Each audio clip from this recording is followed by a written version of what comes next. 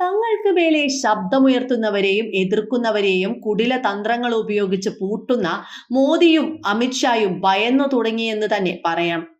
പ്രതിപക്ഷത്തിന്റെ ശക്തിക്ക് മുന്നിൽ, അവരുടെ വാക്കുകൾക്ക് മുന്നിൽ പതറിപ്പോവുകയാണ് ഇരുവരും. കഴിഞ്ഞ 10 വർഷമായി ഇത്തരത്തിലൊരു അനുഭവം തങ്ങൾക്ക് ഉണ്ടായിട്ടില്ല എന്നത് ഇരുവർക്കും ബോധ്യമുള്ള ഒരു കാര്യമാണ്. രാഹുൽ ഗാന്ധിയുടെ കൈപിടിച്ച് പ്രിയങ്ക ഗാന്ധിയും പാർലമെന്റിലേക്ക് കാൽവെച്ചതോടെ ഇരുവരുടെയും ചങ്കിടിപ്പിന്റെ തീവ്രത കൂടിയിരിക്കുകയാണ്. അങ്ങനെയിരിക്കെ ഇതാ വയനാടിന്റെ ആവശ്യത്തിനായി അമിത്ഷായ്ക്ക് മുന്നിൽ പ്രിയങ്ക ഗാന്ധി കസേര വലിച്ചിട്ട് രണ്ടും കൽപ്പിച്ചിരിക്കുമ്പോൾ ആഭ്യന്തരമന്ത്രി പകച്ചു പോവുകയാണ്. കാരണം ഇത്തരമൊരു നീക്കം പ്രിയങ്കയുടെ ഭാഗത്ത് നിന്ന് ഇതുവരെ ഉണ്ടായിട്ടില്ല.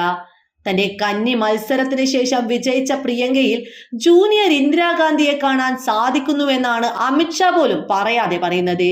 ഇവിടെ പ്രിയങ്ക ഓരോ കാര്യങ്ങളും പറഞ്ഞ് അവസാനിപ്പിക്കുന്നത് വളരെ ശ്രദ്ധയോടെ അത് കേട്ടിരിക്കുന്ന രാജ്യത്തിന്റെ ആഭ്യന്തരമന്ത്രിയെ കാണുമ്പോൾ ദയനീയ അവസ്ഥയായിട്ടാണ് തോന്നുന്നത്.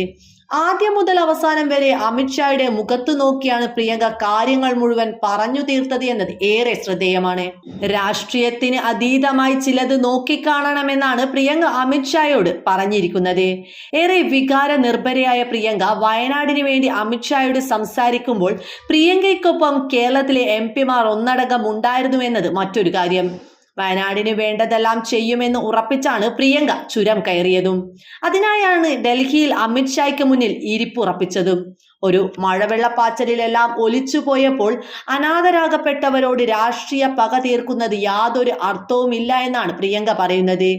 മോദി വന്നു പോയിട്ട് മാസങ്ങൾ പിന്നിട്ടിട്ടും, എന്തിനേറെ പറയുന്നു, 2 കേന്ദ്ര മന്ത്രിമാർ കേരളത്തെ പ്രതിനിധീകരിച്ചുണ്ടായിട്ടും വയനാടിന് വേണ്ട യാതൊരുവിധ സഹായവും ഇതുവരെ ലഭിച്ചിട്ടില്ല.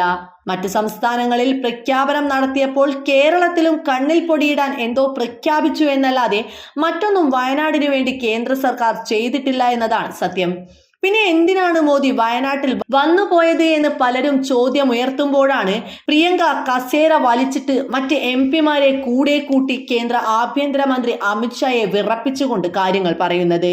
ദുരന്ത ബാധിതർക്ക് അടിസ്ഥാന സൗകര്യങ്ങളും വീടുമടക്കമുള്ളവ അടിയന്തരമായി നൽകണമെന്നാണ് പ്രിയങ്ക ചൂണ്ടിക്കാട്ടുന്നത്. വയനാട്ടിലെ ദുരന്തബാധിതർ സർവ്വതും നഷ്ടപ്പെട്ട് വിലപിച്ച് നിൽക്കുന്നവരാണ്.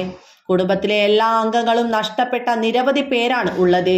ചെറിയ കുട്ടികൾക്ക് പോലും യാതൊരുവിധ സഹായവും പരിരക്ഷയുമില്ല. അതുകൊണ്ട് ദുരിതാശ്വാസ പുനർനിർമ്മാണ പ്രവർത്തനങ്ങൾ വേഗത്തിലാക്കാൻ എത്രയും പെട്ടെന്ന് കേന്ദ്ര സർക്കാർ ധനസഹായം അനുവദിക്കണമെന്നാണ് അവർ ആവശ്യപ്പെടുന്നത്. പ്രകൃതി ദുരന്തം ഒരു കേന്ദ്രീകൃത പ്രദേശത്താണെങ്കിലും അതിന്റെ ആഘാതം വലുതാണ് എന്ന് മാത്രമല്ല, പ്രധാനമന്ത്രിക്കും ആഭ്യന്തരമന്ത്രിക്കും നിവേദനം നൽകിയിട്ടുണ്ടെന്നും പ്രിയങ്ക പറയുന്നുണ്ട്. ഇക്കഴിഞ്ഞ ജൂലൈ 30-നായിരുന്നു ലോകത്തെ തന്നെ ഞെട്ടിപ്പിച്ചുകൊണ്ടുള്ള ഉരുൾപൊട്ടൽ വയനാട്ടിൽ സംഭവിച്ചത്. പുഞ്ചിരിമട്ടം, ചൂരൽമല, മുണ്ടക്കൈ എന്നീ 3 ഗ്രാമങ്ങളും വയനാട്ടിലെ അട്ടമലയുടെ ഭാഗങ്ങളും കുത്തി ഒലിച്ചു വന്ന മഴവെള്ളം വലിച്ചു കൊണ്ടുപോവുകയാണ് ചെയ്തത്.